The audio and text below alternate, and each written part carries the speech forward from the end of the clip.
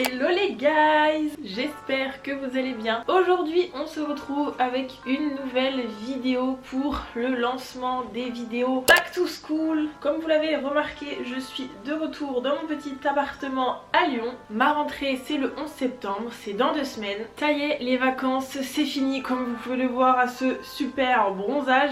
Je sais pas vous, mais moi là ça fait quelques jours que je suis un peu dans un bad mood, ça va pas super bien. Petite dep de retour de vacances, mais c'est pas grave, on va se redonner de la bonne humeur et de la motivation ensemble avec cette vidéo, puisque aujourd'hui je vais vous montrer et vous expliquer quelque chose à faire selon moi avant la rentrée pour bien démarrer l'année, que tout soit en ordre, bien organisé, bien préparé et se préparer au mieux pour cette nouvelle année qui nous attend. Dans cette vidéo, ensemble, nous allons réaliser notre emploi du temps avec un weekly planner que j'ai réalisé, que je vais vous donner, que vous allez pouvoir télécharger gratuitement. On va aussi voir comment établir son budget, ça c'est très important pour atteindre ses objectifs tout au long de l'année et garder en tête là où on veut aller.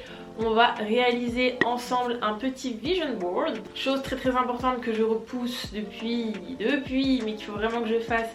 C'est trier son ordinateur, le bureau de son ordinateur, littéralement faire du tri dans ses fichiers, organiser tout ça avec un fond d'écran sympa et utile. Je vais vous donner quelques astuces pour s'intéresser et avoir quelque chose en plus par rapport aux autres dans vos études. Et enfin, the last but not the least, ranger et organiser son espace de travail, aka son bureau. Moi, autant vous dire qu'il est dans le même état que je l'ai laissé quand je suis partie au mois de mai, c'est-à-dire dans un bordel monstre et lamentable. Donc on va remédier à ça ensemble. Première chose à faire, super importante pour organiser au mieux son année, c'est de se faire un emploi du temps. Bien évidemment, votre emploi du temps va être dicté par votre emploi du temps déjà de base scolaire, et une fois que vous l'avez, c'est justement à partir de ça que vous allez pouvoir du coup l'organiser et vous dégager du temps pour les activités perso, pour le sport, éventuellement les activités professionnelles, les jobs étudiants, ce genre de choses. Pour ça, moi j'aime bien avoir une vision d'ensemble ou très large sur mon mois ou un peu plus précisément sur ma semaine. Donc pour ça, j'ai créé un petit template de weekly planner pour organiser ma semaine, et ça c'est un PDF, je vous mettrai un lien, je le mettrai sur un drive, vous pourrez le télécharger gratuitement dans la barre d'infos pour pouvoir l'utiliser vous aussi. Voilà, c'est moi qui l'ai fait, c'est cadeau. Ce PDF il est vierge, les cases elles sont vides et du coup c'est tout l'intérêt, vous allez pouvoir le remplir et le customiser comme vous le voulez selon vos besoins et vos envies. Et ça vous allez pouvoir le faire super simplement grâce au partenaire de cette vidéo qui est YouPDF. YouPDF vous connaissez déjà, j'en ai déjà parlé il y a quelques mois, c'est une application parfaite pour les étudiants qui est disponible sur iOS, Windows, Android. Donc moi je l'utilise sur mon Mac mais aussi et surtout sur mon iPad. C'est tout simplement un éditeur de PDF qui va vous permettre d'ouvrir vos PDF, de les éditer, de les annoter, de les modifier, de les surligner, les organiser, les signer, les protéger et plein d'autres encore. Exemple avec le planner, vous allez voir qu'on va le remplir ensemble. J'ouvre le PDF qui m'intéresse sur l'application et avec l'outil crayon, je vais pouvoir écrire à la main, surligner, changer la couleur, déplacer mon texte, et en sélectionnant un texte déjà écrit, je vais pouvoir aussi le surligner, le souligner ou même le barrer. Je peux aussi facilement ajouter une zone de texte au clavier ou écrire à la main et mon texte va être reconnu et remplacé par la police de mon choix. Je peux aussi modifier un texte déjà existant ou même importer une image. Je peux aussi organiser mon PDF comme je veux en supprimant ou en ajoutant des pages, et c'est aussi possible de réorganiser l'ordre des pages ou même de les faire pivoter par exemple. Autre option assez cool, on peut protéger des documents par un mot de passe et aussi enregistrer ces fichiers sur le cloud de YouPDF pour être sûr de ne pas les perdre. Dans un contexte un peu plus scolaire, ce qui est cool avec YouPDF, c'est que c'est une application qui fonctionne avec l'IA maintenant, qui va vous permettre donc de résumer de longs textes et des longs fichiers PDF, d'en extraire les mots-clés et d'en faire un résumé. Également de traduire les PDF. Grâce à l'IA, ça va vraiment vous donner des bonnes traductions avec un contexte précis et intéressant. Dernier outil assez impressionnant, c'est l'OCR pour reconnaissance optique des caractères qui, combiné à l'intelligence artificielle, va en fait vous permettre de modifier et de travailler sur des documents scannés, donc des livres, des revues de magazines, ce genre de choses. L'OCR va reconnaître le texte des images et vous allez pouvoir travailler dessus et même traduire les textes directement. Bref, vous l'aurez compris, UPDF c'est vraiment un outil hyper complet et très intéressant pour les étudiants qui travaillent énormément de textes, que ce soit sur leur ordinateur ou comme moi sur iPad. C'est parfait pour prendre et annoter vos cours ou même vous organiser comme là avec ce type de planeur digital dans votre vie perso. Si vous aussi vous avez envie d'essayer et d'en profiter, avec le lien que je vais vous mettre dans la barre d'infos, vous avez une réduction de moins 54% sur la licence perpétuelle de UPDF, donc un achat une fois unique pour toute la vie. Donc n'hésitez pas à aller jeter un petit coup d'œil. Ok, maintenant je vais vous expliquer comment moi je compte un petit peu organiser ma semaine. Donc il faut savoir que normal j'ai cours du lundi au vendredi, mon emploi du temps change un peu toutes les semaines, donc je sais pas trop à l'avance quelle heure je commence, à quelle heure je finis. Surprise, on verra bien. Mais une chose est sûre, pour mixer mon emploi du temps d'école avec ma vie pro, donc YouTube, cette année les vidéos sortiront le mercredi, ce qui du coup me permettra de pouvoir me laisser le week-end, notamment les samedis matins, pour faire mes montages. Voilà, j'ai décidé dans mon organisation que le samedi matin ce sera pour le montage. Et également dans la semaine, ça je sais que tous les midis on a une pause de 1h30 qui est assez long. Moi je rentre pas chez moi le midi, je reste à l'école. En 1h30 j'ai plus que le temps de manger, donc du coup je vais me garder le temps du midi pour faire pareil, pour bosser pour YouTube, pour être tout ce qui va être gérer les mails, répondre pour les collabs, faire de la paperasse, les papiers, les factures, tout ce genre de trucs. C'est quelque chose que je ferai pendant mes pauses le midi. Comme ça je me garde le temps le soir en rentrant de l'école ou pour faire du sport. J'aimerais bien essayer de me réinscrire en salle de sport ou faire du sport à la maison, dans l'idéal 3 fois par semaine. Et aussi surtout pour bosser mes cours et mes projets le soir, parce que vraiment mon objectif cette année c'est d'essayer de me garder mes week-ends de libre et surtout que les dimanches ce soit vraiment des jours off où je fais ni YouTube ni l'école. C'est l'objectif de cette année. J'aimerais bien, je pense que c'est important aussi des fois de se garder vraiment des jours off, plaisir, loisir, et moi j'ai envie que ce soit le dimanche. Après comme je vous l'ai dit, il y a vraiment plein de façons un petit peu d'organiser son emploi du temps, que ce soit avec des planeurs digitaux comme je vous ai montré juste avant. Je sais qu'il en existe aussi des papiers. Moi j'ai longtemps fonctionné comme ça avec des petits semainiers papier. Chose que j'utilise aussi énormément sur mon téléphone et sur mon iPad, c'est Google Agenda, pour avoir vraiment une vision un peu des événements ou des choses sur tout mon mois. Très pratique Google Agenda. Ou aussi quelque chose que j'aime bien faire depuis peu, c'est tout simplement de me faire une to-do list dans Notes avec les jours de la semaine que je remplis au fur et à mesure, ou de la veille pour le lendemain avec les choses qu'il faut que je fasse chaque jour et que je peux cocher. Vraiment faire des to-do list c'est tellement si satisfaisant dans une vie de pouvoir cocher des cases. Vraiment des fois je me fais des to-do list avec des choses nulles, genre me préparer, manger, faire une lessive, et juste pour avoir la satisfaction de pouvoir y cocher au fur et à mesure, et ça c'est vraiment trop bien.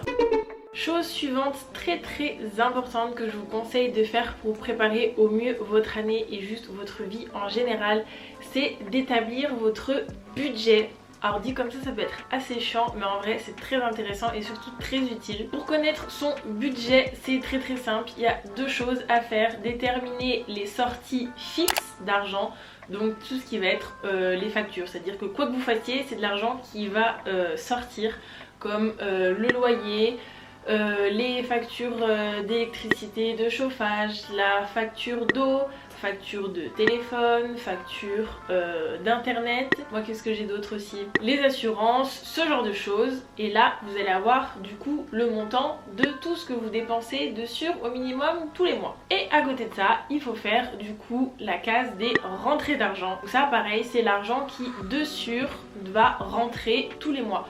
Donc ça peut être vos appels, des pensions, des bourses, bourse, votre salaire si vous avez un job étudiant ou un job tout court, l'argent donné par vos parents ou que sais-je. Vous faites le petit total et là, petit calcul très simple pour savoir si tout va bien, c'est de faire la soustraction entre l'argent qui rentre et l'argent qui sort, et dans le meilleur des mondes vous devez rester avec un chiffre positif ou non. Comme ça vous allez voir combien d'argent un petit peu il vous reste, qui du coup peut vous permettre de vous faire un petit peu des petits plaisirs dans le mois, un petit resto à droite à gauche, ou de vous prendre une activité peut-être en plus, ou à contrario si vous voyez qu'il reste pas beaucoup, voire même on est dans le négatif, c'est le moment de chercher où est-ce qu'on va pouvoir faire peut-être un petit peu des économies. Moi là je sais qu'il faut que j'appelle et c'est faire, mais croyez-moi j'ai la flemme, pour revoir un petit peu le prix de mes abonnements de téléphone, d'internet, etc. Parce que vous savez, la première année c'est pas cher et après c'est très cher, donc faut que j'appelle un petit peu pour voir, pour rééquilibrer un petit peu tout ça dans mon budget. Pareil, essayez de vous renseigner dans les abonnements que vous avez si les prestataires proposent des tarifs réduits par exemple pour les étudiants ou ce genre de choses. Ça va être assez intéressant de faire ça en début d'année pour que tout soit prêt et carré, pour que ça se passe au mieux et avoir un souci en moins dans la tête. Gérer ses finances quand on habite tout seul, c'est pas forcément facile, encore plus quand on est étudiant, on roule pas sur l'or. Donc voilà, bien gérer son budget, son argent pour pouvoir même, pourquoi pas, réussir aussi à mettre un petit peu de sous de côté. Ok, maintenant on va passer à un truc un peu plus cool que j'ai trop envie de faire, c'est de réaliser un vision board. Ça c'est la partie un petit peu plus créa, ça me plaît. Pour ça il me faut mon ordi et mon iPad. Un ordi, voilà. On est très proches vous et moi. Un iPad, direction le bureau. Le vision board, le concept c'est tout simplement une affiche, un document avec un petit peu plein d'images inspirantes. Des images qui représentent les objectifs que vous souhaitez atteindre à l'école, dans votre vie perso, pro, etc.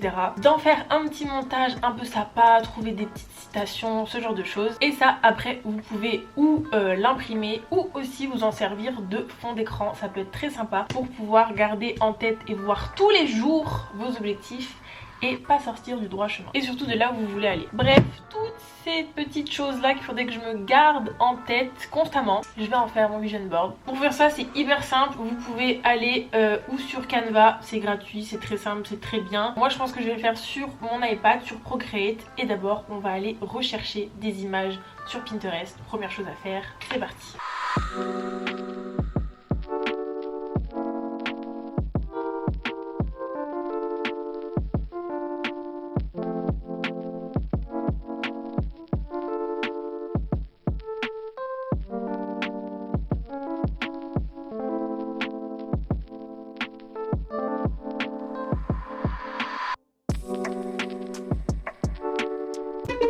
Ok, ça y est, après quelques minutes de travail, c'est assez sympa, c'est apaisant de faire ça. Voilà le résultat de mon petit vision board. Voilà, avec des choses qui me donnent envie, qui me motivent. Et du coup, comme je vous disais, soit vous pouvez l'imprimer ou vous pouvez carrément vous en servir de fond d'écran. Ça peut être très sympa. Donc voilà. Ok, nouveau point maintenant qui va vous servir avant la rentrée à faire la différence, notamment dans votre domaine d'études, c'est de s'intéresser. Alors dit comme ça peut paraître un peu bizarre, mais moi ce que je vous conseille de faire, c'est selon le domaine d'études dans lequel vous êtes, ça va être de vous intéresser à ce domaine, à ce monde, aux personnes qui en font partie. Et pour ça, ce que je vous conseille de faire, c'est par exemple de vous abonner et de rechercher des magazines. Voilà, moi je vais vous prendre mon exemple à moi où je suis dans l'architecture d'intérieur, le design, etc. Et quelques années en arrière, je m'étais abonnée à différents magazines que vous allez du coup pouvoir recevoir tous les mois pour vous tenir au courant des choses qui se passent et qui se font dans votre milieu. S'abonner à des magazines, en plus suivant comment ça peut faire des jolis petits objets déco, après on peut les collectionner et tout, c'est sympa. Ça peut être des magazines mais ça peut aussi être dans des livres. Moi j'ai des potes qui m'ont offert par exemple ce joli petit livre là, le design book, avec bah voilà à l'intérieur plein de choses, de meubles, de mobilier, de designers avec des petites fiches descriptives. Donc voilà, quelque chose de vraiment hyper intéressant et qui est utile du coup dans mes études pour me tenir informée, avoir une culture générale aussi sur mon domaine. Vous pouvez aussi chercher et trouver des livres dans des domaines et des secteurs aussi qui vous intéressent, pas forcément dans vos études, ça peut être dans la culture, dans l'art, dans la nutrition, dans le sport, dans plein de choses. Moi je sais que dans mes projets personnels et dans mes projets professionnels, je m'intéresse énormément à tout ce qui est immobilier, investissement immobilier, etc.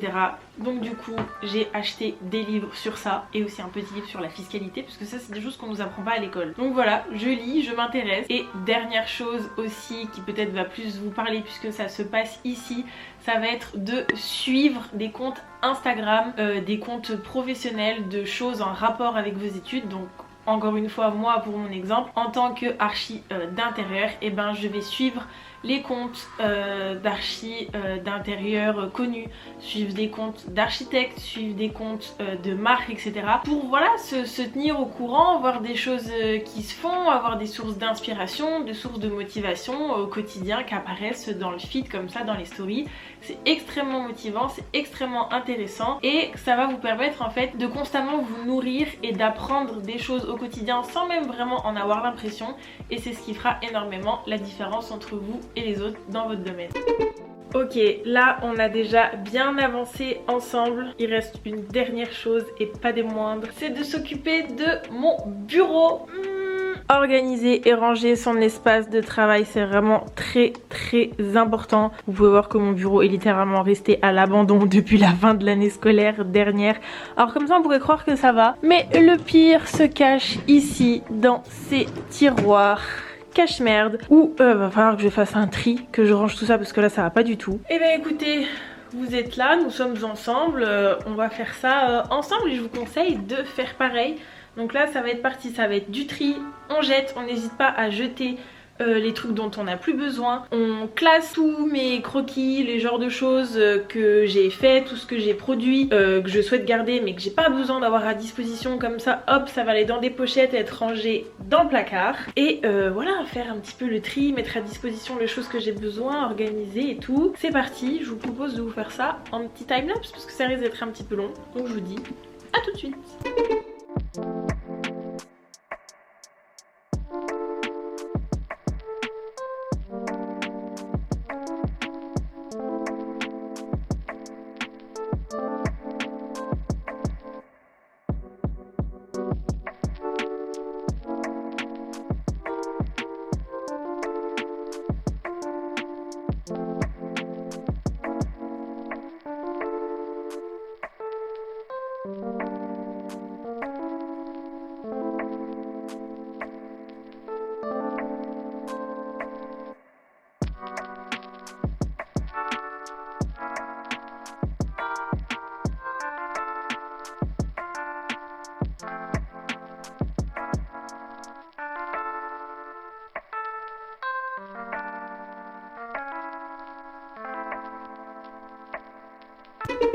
Ça y est, on est un petit peu plus tard et j'ai enfin fini de ranger et de trier mon bureau. Je vous montre ça tout de suite. Bon alors comme ça on dirait pas qu'il y a une énorme différence, mais j'ai fait un petit peu de tri ici. Pareil pour les petits tiroirs que j'avais ici, j'ai mis les papiers importants, etc. Ici pareil, le matériel créatif. Là un peu plus les blocs de papier. Pareil là-bas j'ai rangé toutes mes colonnes, passé un coup d'aspirateur. Et puis voilà quoi.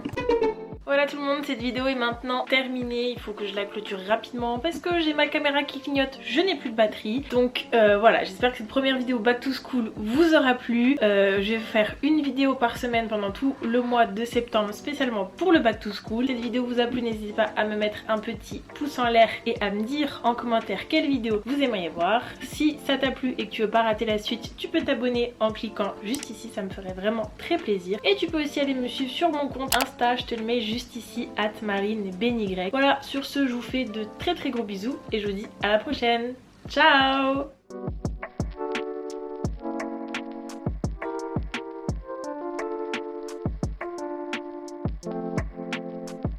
mange quoi ?